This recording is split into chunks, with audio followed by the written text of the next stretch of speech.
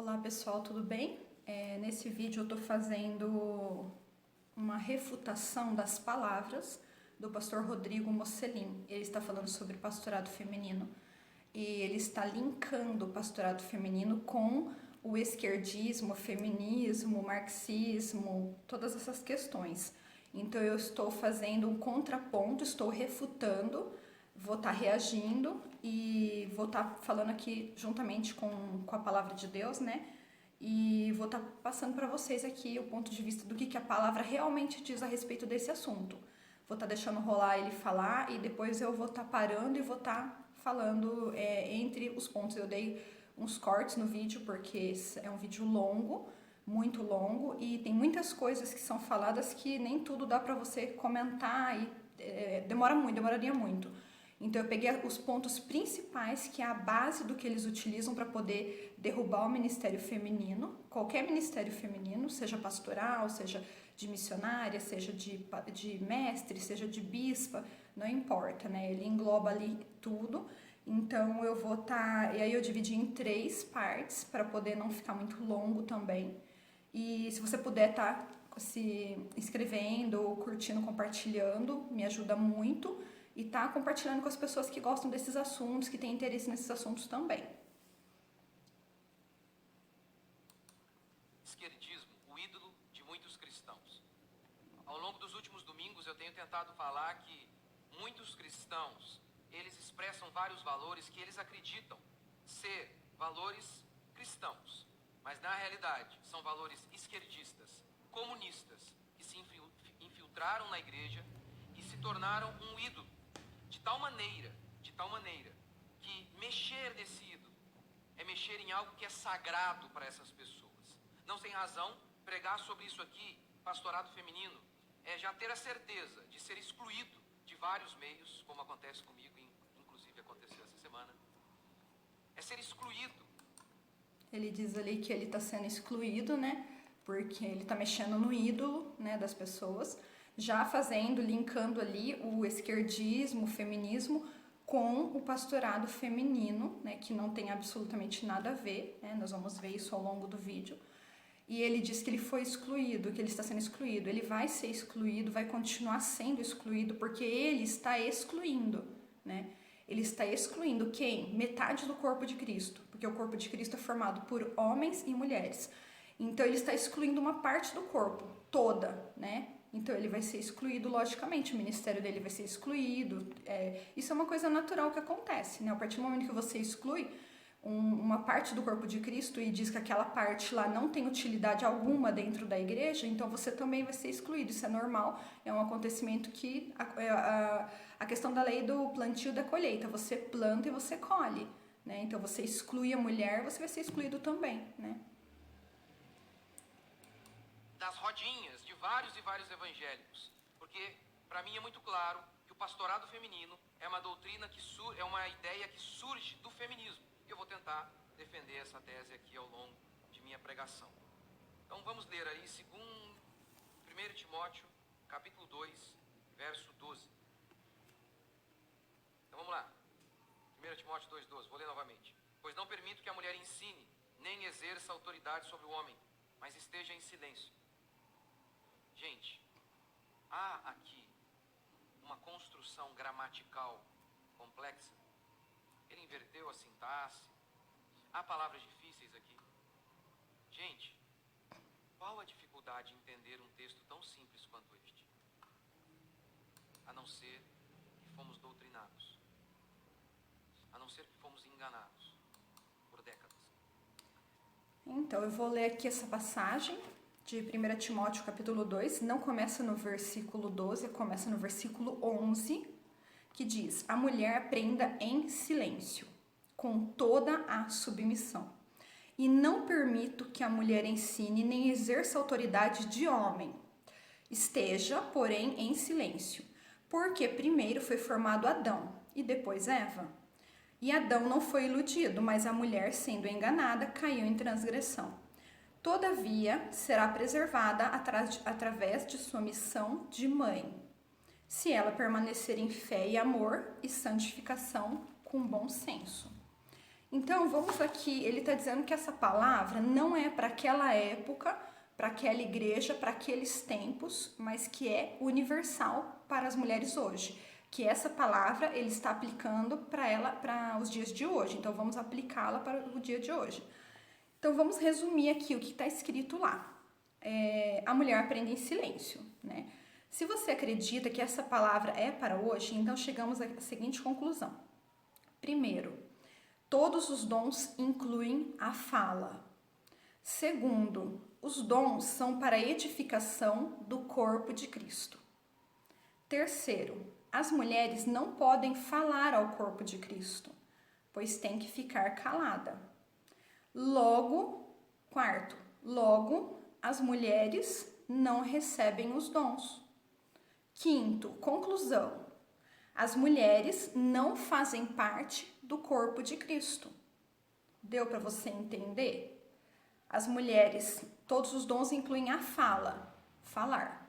Os dons são para a edificação do corpo. Quando o corpo de Cristo está reunido, ali são utilizados os dons. Nesse momento, o Espírito Santo se manifesta com os dons e ali naquele momento o corpo de Cristo é edificado por meio dos dons que são manifestados na fala. As mulheres não podem falar ao corpo de Cristo, segundo o que está escrito aqui em 1 Timóteo, que ele está dizendo que é para hoje, essa palavra. Logo, as mulheres não recebem dons, porque o Espírito Santo não ia dar um dom para a mulher e falar para ela ficar calada. Então, as mulheres, definitivamente, elas não participam do corpo de Cristo, elas não fazem parte do corpo de Cristo, segundo essa visão que ele está apresentando aqui, que essa palavra é para todas nós, nos dias de hoje, né, em pleno 2020. Então, se a gente colocar abertamente aqui o que está falando que a mulher ela não participa, né? A mulher, se ela vai ficar em silêncio, significa que ela não participa do corpo. Ela não faz parte, só os homens fazem parte, só eles recebem dons. Aí o que está escrito aqui embaixo, para você entender a gravidade da questão, você tem que ler e prestar atenção em cada detalhe. Está falando que Adão foi formado primeiro, depois Eva, já dando uma conotação de que Adão é superior à mulher. Porque quando houve a queda, Deus subjugou a mulher e disse que o seu desejo será para o teu marido e ele te governará. Então, o homem se tornou senhor da mulher. Só que quando Jesus Cristo veio e morreu na cruz, ele quebrou toda a maldição. Toda a maldição foi quebrada sobre os seres humanos. Sobre a mulher, sobre o homem. A terra era maldita por causa do homem. Isso foi quebrado em Jesus Cristo. Não estamos mais debaixo de maldição. Então, essa fala é uma fala da linguagem da época da Grécia, em Roma, que o homem era superior à mulher e que a mulher era culpada. Aqui também está falando que o Adão não foi iludido, mas a mulher foi enganada e caiu em transgressão. Ele está dizendo que só a mulher pecou. Por quê? Porque na época tinha essa visão que a mulher foi que introduziu o fruto do bem e do mal e ela introduziu o bem e o mal e ela era o mal, que a mulher era tudo de ruim. Então a visão, vocês têm que entender como que era a visão daquela época do mundo antigo, há 2000 anos atrás. Como era a visão do mundo antigo, como era o comportamento de homens e mulheres no mundo antigo. É algo assim que, gente, é complexo e é simples. Porque se você dá um Google ali, você consegue ver artigos, estudos ali relacionados a histórias da época antiga, como era, tem vídeos, tem tudo na internet. Eu não sei por que essas pessoas elas não procuram saber a realidade do mundo da época e por que eles querem implantar algo da época para os dias de hoje. Então, como que eu sei que o mundo mas então, o mundo da época era machista. Essa palavra não existia. Machista, essa palavra não existia. Todo ser humano que habitava sobre a terra naquela época acreditava, inclusive as mulheres, que a mulher era um ser inferior. A mulher era um ser que era uma propriedade. Primeiro, ela era propriedade do pai. Tinham pais que davam as filhas para serem sacerdotisas no templo da Diana dos Efésios, Artemis e Afrodite, para ser garota de programa. Eles davam elas lá pequenas. Tinha pai que davam elas para sacrifício. Em Roma tinha uma lei que o pai podia tirar a vida de até 5 filhas, 5 meninas, ele podia tirar a vida de até 5 filhas, caso ele quisesse, caso desse vontade, caso interessasse. O marido, ele era dono da mulher, ele era proprietário da mulher. Se a mulher fosse infértil, ele tinha o direito de abandoná-la. Então ela teria que virar garota de programa para sobreviver, porque não tinha trabalho para elas. Se ela tivesse adulterado, ele podia matá-la, né, tirar a vida dela em praça pública, tá? Porque se ela adulterasse, ele podia tirar a vida dela em praça pública. As pessoas passariam assim na rua, indo para, né, pro supermercado, sei lá, né? E aí aquele homem lá tirando a vida daquela mulher ali, eles olham e falam, ah, deve ter adulterado, normal, continua seguindo a vida normal. Qual o problema? É só uma mulher, né, sendo... Não posso falar certas palavras aqui. Então, a mulher, ela era propriedade do pai, ele fazia o que ele queria com ela, dava pro templo para ser, né, garota de programa, dava para ser sacrificada, tinha lá uma estátua com um falo muito grande, eles davam as meninas pequenas para serem colocadas naquela estátua, né, para ser oferecida aos deuses. E quando ela se casava, ela virava propriedade do marido dela. Daí, quando ela se casava, ela virava propriedade do marido. Se um marido viesse a falecer, ela ficasse viúva, ela era propriedade do filho. Então, mulher, na época de Paulo, era um objeto, uma mercadoria. Eles consideravam a mulher menos que um animal.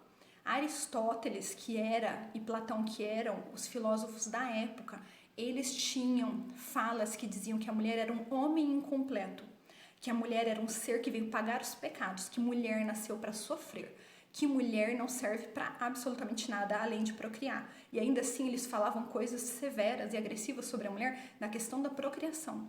A mulher era completamente humilhada, a mulher ela era iletrada, ela era como um animal, ela não tinha comportamento, ela não tinha educação, ela não era educada, ela não era cuidada, ela era um ser infantilizado, ela era uma propriedade do marido, do pai, ou do templo de Artemis, da Diana, dos Efésios, de Afrodite, e elas eram usadas dessa maneira. Então, o que era a visão da época? Ah, porque eles eram machistas. Claro que eles eram na nossa visão, eles eram, com certeza, porque a mulher era simplesmente menos que um animal, simplesmente isso. Aí, Paulo era machista. Paulo estava expressando a visão da época. Olha para você ver a visão da época. Presta bem atenção. Versículo 15. Todavia, né, apesar da mulher ter caído, né, em transgressão e tal, ela comeu do fruto, mas todavia, será preservada. Nossa, que legal, né, não será eliminada totalmente, através de submissão de mãe. Então, aí o que está escrito aqui? Vamos falar de forma clara. Aqui está escrito que a mulher só estará viva porque ela serve para procriar.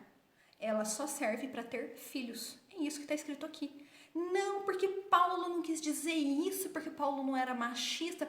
Pelo amor de Deus, coloca na tua mente que o mundo de Paulo há 2000 anos atrás, tanto Paulo quanto qualquer pessoa, quanto qualquer mulher e homem que vivia naquela época, sabiam que na mente deles a mulher só servia para ter filho e para ser esposa. Era a única finalidade da mulher, e ser garota de programa nos templos lá para as deusas. Então ele está dizendo aqui, claro, de forma escancarada, que a mulher só será preservada para ter filhos. Então você vai pegar essa palavra aqui, que está falando que mulher só serve para ter filhos, porque essa visão da época, que ela só servia para ter filhos, e você vai aplicar essa palavra para os dias de hoje. É isso que esse pastor está fazendo? Ele está aplicando essa palavra para os dias de hoje? Então, aplicando essa palavra para os dias de hoje, significa que a mulher só serve para ter filhos. E que a mulher deve ficar calada na igreja, logo, a mulher não participa. Que a Bíblia fala que quando ele derrama os dons, ele derrama sobre a igreja. Então, cada pessoa recebe um dom diferente. E esses dons são manifestados dentro do corpo de Cristo para edificação do corpo. Mas pelo que ele está dizendo ali, a mulher calada. Se ela está calada, ela não manifesta dons. Então, ela não faz parte do corpo. Agora, tem outra explicação? Se eu pegar essa palavra e aplicar nos dias de hoje, mas vamos continuar. E não para aqui. 1 Coríntios 14:34. Conserve conservem-se as mulheres caladas nas igrejas, porque não lhes é permitido falar, mas estejam submissas como também a lei o determina. Se, porém, querem aprender alguma coisa, interroguem em casa seu próprio marido, porque a mulher é vergonhoso falar na igreja. Gente, ou a Bíblia está errada, Paulo é machista, e a gente tem que se rasgar o que Paulo falou, porque não rasgar todo o restante. Ou a gente segue o que está aqui. Ignorar isso não dá. É muito claro. É vergonhoso para a mulher falar na igreja. Você ouviu o que ele acabou de falar? Ele acabou de falar que é vergonhoso para uma mulher falar na igreja. Ele está trazendo um anacronismo. Ele está pegando um comportamento de 2000 anos atrás, onde era vergonhoso para aquela sociedade uma mulher falando em público, onde havia uma lei em Roma que proibia a mulher falar em público, tanto que aqui está escrito, né? Conservem-se as mulheres caladas na igreja, porque não lhes é permitido falar. Mas ninguém nem pesquisa o porquê não lhes é permitido falar. Onde ele estava? Ele estava em Corinto. Mas estejam submissas como também a lei o determina. A lei, que lei? Uma lei em Roma que é proibido mulher falar em público. Se, porém, querem aprender alguma coisa, interroguem em casa seu próprio marido. Então, para que ir para a igreja se lá elas não vão aprender nada? Se o caso fosse esse, né? Porque para a mulher é vergonhoso falar na igreja. Então, veja bem, o que significa a palavra vergonhoso aqui? Na verdade, essa palavra, ela é uma palavra que ela foi reduzida. Ela foi diminuída, porque o significado dela é mais amplo e mais agressivo. Mas para não ficar muito agressivo, ela foi reduzida. Mas a palavra vergonhoso aí, na tradução correta, ela significava vergonhoso, sujo e obsceno. Essa era uma visão da época. Para aquela sociedade, aqueles homens, uma mulher falando em público era vergonhoso, sujo e obsceno. Como hoje que falam algumas, né, os machistas que falam mulher no volante, perigo constante, sabe? Essas falas assim que querem diminuir a mulher, querem inferiorizar a mulher. Então, essa fala existia naquela época e ele deu exemplo dessa fala. As pessoas aqui acham vergonhoso quando uma mulher fala em público, então fiquem em silêncio. E aqui, se vocês querem aprender, aprendam em casa.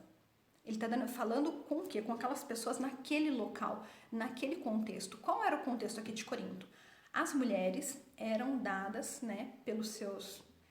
mesmo as mulheres casadas e os homens casados eram obrigados por lei a participarem da adoração à deusa, se tornando garoto de programa e garota de programa, uma vez no ano. Quando essas mulheres, mesmo casadas, tinham que participar, elas tinham que raspar a cabeça e o homem tinha que deixar o cabelo comprido.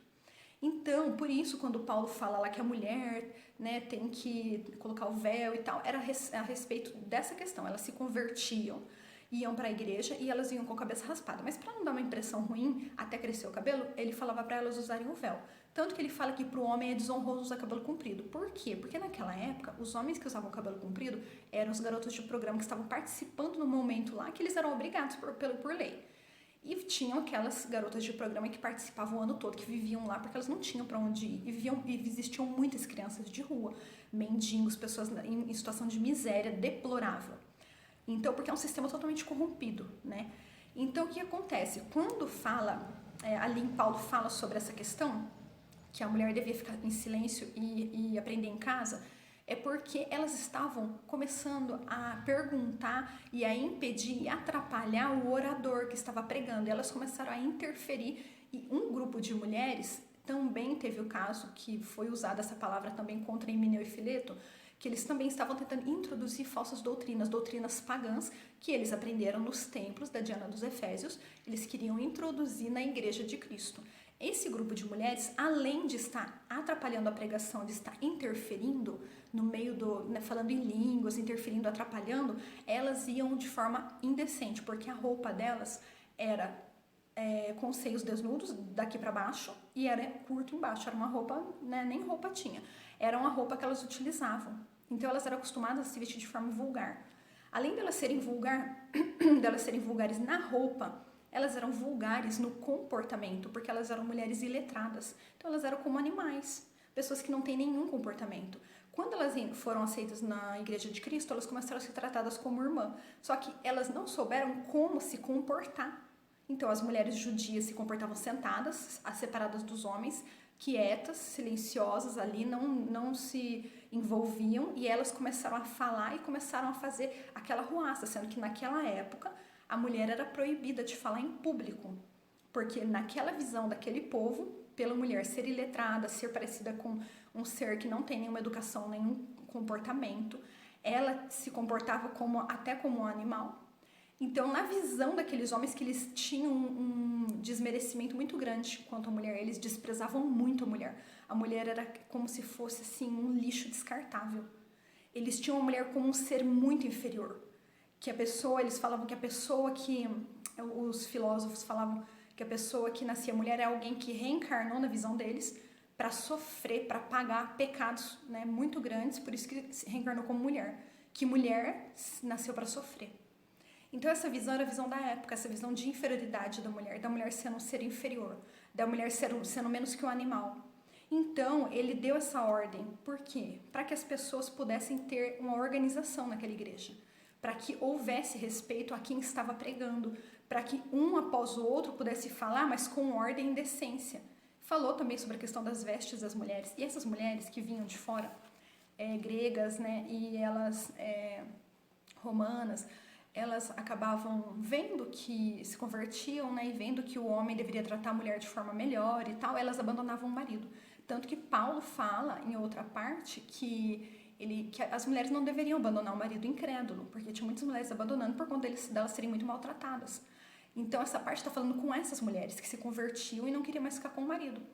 Então, isso aqui que Paulo está falando, ele está falando exatamente para aquela época e para aquele local. Por quê? Se você ler um pouco antes, no versículo 31, aqui mesmo no capítulo 14, diz o seguinte: porque todos podereis profetizar, um após o outro, para todos aprenderem e serem consolados. Quando fala todos podereis profetizar, está falando homens e mulheres, né? Para mim, se falou todos, para mim é homens e mulheres. Eu não preciso que fale comigo todos e todas, porque eu não acompanho a linguagem neutra. Agora, quem acha que isso aqui não serve para as mulheres, talvez seja adepto da linguagem neutra, que tem que estar escrito todos e todas. Mas aqui está falando todos, eu já entendi, são homens e mulheres. Todos poderão profetizar um após o outro, né? E ali, para todos aprenderem e serem consolados. Não acabou de falar aqui embaixo que se elas quiserem aprender, elas aprendem em casa, pergunta para o marido? Não acabou de falar? Então, aqui está falando que para que todos profetizem, todos aprendam. Aí aqui está falando que elas devem aprender em casa. Então, isso aqui dá para ver que é um destaque, que ele está respondendo uma carta que foi mandada a ele. Por quê? Porque estavam reclamando do problema dessas mulheres. Então, essas palavras aqui de Corinto e de 1 Timóteo não podem ser aplicadas para o dia de hoje. Nós já vemos isso aqui de forma clara. Não tem como você aplicar essas palavras no dia de hoje. Inclusive pela questão da fala, né? Mas ele ainda vai falar sobre a questão da profecia, vai tentar desvincular a profecia da autoridade do ensino, né? Vamos continuar. 1 Coríntios 11, 3. Cristo, o cabeça de todo homem, e o homem, o cabeça da mulher, e Deus, o cabeça da igreja. Mas quando há uma pastora, essa pastora está sendo cabeça, inclusive, de seu próprio marido, que é uma aberração. Então, ele está falando ali que Cristo é o cabeça do homem, o homem é o cabeça da mulher. E quando a mulher é uma pastora, ela é a cabeça sobre o homem, e isso é uma aberração. Então, quando o homem é um pastor, ele é o cabeça sobre Cristo, e isso é uma aberração. É isso, então. Se a mulher é pastora, ela é cabeça sobre o homem. Se o homem for pastor, ele é cabeça sobre Cristo. Né? Isso que ele está dizendo, que é uma aberração. Agora, vamos entender o que significa ser cabeça? Ser cabeça é ser superior, não é ser superior. Ser cabeça é mandar, não é mandar. Ser cabeça, que Paulo está explicando ali, é o mesmo princípio, que o homem não amava a mulher. Naquela época, a mulher era inferior, era tratada como um ser animal, e eles humilhavam e maltratavam muito as suas esposas. Então, ele começou a dar o exemplo, que ele falava que Cristo amou de tal maneira a igreja, que a si mesmo se entregou por ela, e que o marido deveria amar a esposa de tal maneira a morrer por ela se fosse preciso. Amá-la de tal maneira a morrer por ela. E o cabeça, quando ele fala que Cristo é o cabeça do homem, o cabeça da igreja, é aquele que ama e entrega a sua vida. E quando ele fala que o marido é o cabeça da mulher, ele está falando no sentido de amar e entregar a sua vida por ela, para que eles amassem ela. Ele está dando um exemplo ali para dizer que assim como Cristo amou a igreja, maridos, amai vossas esposas. Não está dizendo ali um sentido de autoritarismo. Ali ele está dizendo que ele se entregou ali, o marido tem que se entregar, seu cabeça é se entregar. Seu cabeça não é seu tal, não é ser superior ou impedir o ministério da mulher, e se a mulher tiver o ministério, ela está sendo cabeça sobre ele, como assim? E outra, na época, as mulheres, elas não tinham trabalho, elas eram mulheres que não tinham trabalho, não tinham dinheiro, não tinham nada. Então elas eram seres infantilizados, eram mulheres, seres assim, enfraquecidos. Então elas dependiam completamente do marido, para comer, para ter uma casa, para dormir, para tudo. Elas dependiam, elas não tinham nenhum cargo público, elas não tinham nenhum cargo na política, elas não eram médicas, não eram advogadas, elas não eram nada. Até tem juíza na parte lá dos judeus, mas nessa questão gentílica não. Então você vê que elas não tinham nenhum tipo de autenticidade, elas não eram pessoas que tinham direitos a ter cargos, elas não votavam, elas não podiam trabalhar, elas não tinham direito nenhum, elas eram só servidoras, né, como procriadoras e como, né, servidoras de garotas de programa, como garotas de programa. Então, aquela época, você vê que quando ele fala sobre a questão de ser cabeça, ali, ele fala sobre cuidar, né? Então, a mulher, ela era cuidada pelo marido, então ele era o cabeça dela. Ele era o provedor da casa. Ela precisava dele para prover, porque ela não tinha de onde tirar condições financeiras. E Cristo era o provedor da igreja. Então ali está falando o quê? Que o homem, ele cuidava dela, ele era ali o líder financeiro sobre ela, o cuidado ali de dar um lar para ela, de cuidar dos filhos, de dar alimento. Gente, isso não existe mais hoje. Hoje, muitos casamentos, a mulher ganha mais que o marido.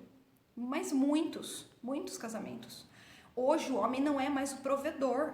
A gente tem que começar a entender a realidade que nós vivemos e para tirar essa mentalidade que o homem é o provedor, a mulher é do lar. Não, hoje em dia a mulher sai para trabalhar de advogada, de médica, de juíza, do que for. E o homem também sai para trabalhar. Agora, os dois ganham dinheiro, os dois são provedores da casa, os dois pagam contas, os dois suprem a família. Não é só o homem, isso mudou. Como que você pode pegar algo de 2000 anos atrás e querer incluir para a mulher de hoje, que ganha mais que o homem? Não em todos os casos, mas tem muitos casos que a mulher ganha mais que o homem. E como você vai dizer que o homem hoje é o provedor, ele é o cabeça que vai prover, que vai... Não, os dois estão provendo, os dois estão cuidando, os dois estão mantendo a família. Os dois têm capacidades iguais de trabalhar e prover dinheiro para a família. Isso já não é mais assim. As pessoas, elas ficam presas no passado, presas nos problemas emocionais internos que eles têm contra a mulher, contra a figura feminina. Eu não sou feminista. Ele se utiliza muito das falas da Ana Campagnolo, né? Mas a Ana Campagnolo, ela é uma mulher que prega nas igrejas, né? Uma coisa que ele diz que ela deveria ficar calada, né? Mas ela prega. Eu sou aluna da Ana Campagnolo, do Clube Campagnolo. E eu entendo muito bem do que ele está falando e o que ele está tentando fazer, de linkar o feminismo com o ministério feminino, que não tem nada a ver, mas nós vamos ver.